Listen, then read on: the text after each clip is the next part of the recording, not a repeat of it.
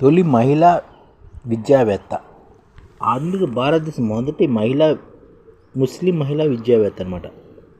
తొలి ముస్లిం మహిళా విద్యావేత్త ఫాతిమా షేక్ అనమాట. ఆధునిక భారతదేశ మొదటి ముస్లిం మహిళా విద్యావేత్త ఫాతిమా షేక్. సావిత్రిబాయి పూలేతో కలిసి అణగారిన వర్గాల మహిళలకు, పిల్లలకు అక్షరజ్ఞానం ప్రసాదించిన విద్యాదాత అనమాట. ఈవిడ ఆధునిక భారత విద్యారంగానికి మార్గదర్శకురాలు. మనువాద అగ్రవర్ణ సాంప్రదాయం పేరుతో శూద్రులు విద్యను నిరాకరించినప్పుడు దళిత, ఆదివాసీ, మైనార్టీ వర్గ మహిళలు పిల్లల హక్కుల కోసం గలమెత్తిన ధీరవనిత ఈవిడనమాట ఫాతిమా షేక్. సావిత్రిబాయి, జ్యోతిబాయి పూలేతో కలిసి విద్యాభివృద్ధి పాటుపడిన త్యాగమయ్యి ఈ ఫాతిమా షేక్.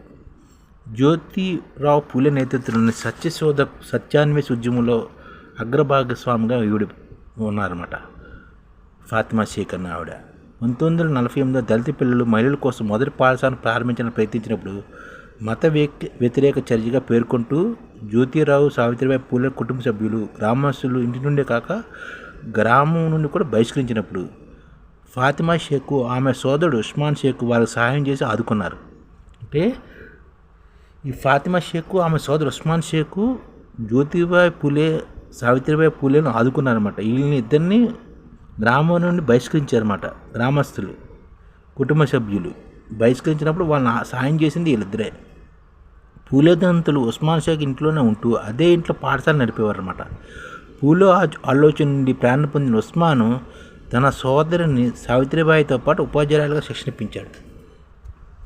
సావిత్రిబాయితో పాటు ఫాతిమాకు కూడా నాటి అగ్రవర్ణ ఆధిపత్య వర్గాలని సామాజిక పరంగా అనేక అవమానాలు, కష్టాలు, నష్టాలను ఎదుర్కొన్నారన్నమాట.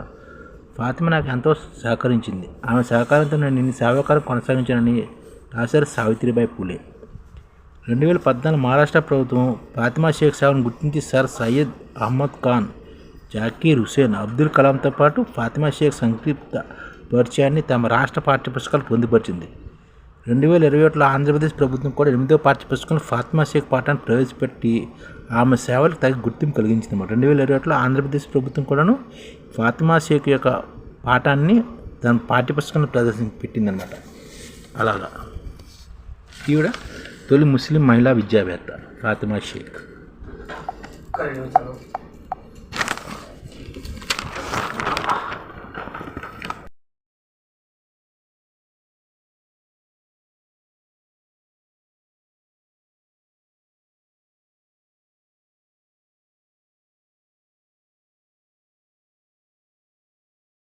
ఈ ఛానల్ ముఖ్య ఉద్దేశం ఏంటంటే, మన తెలుగు రాష్ట్రాల్లో 1 కోటి మందికి సంఘటిత రంగాల్లో ఏ విధంగా ఉద్యోగాలు ఇవ్వవచ్చు, కనీస నెల జీతం 30,000 వరకు ఏ విధంగా ఇవ్వవచ్చు, ఏ విధంగా చేస్తే ఉద్యోగాలు సృష్టించబడతాయో వివరిస్తూ ఈ ఛానల్ వీడియోలు వస్తాయి.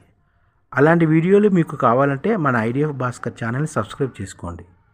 ఐడిఎఫ్ అంటే ఇండియన్ డెవలప్మెంట్ ఫోర్స్.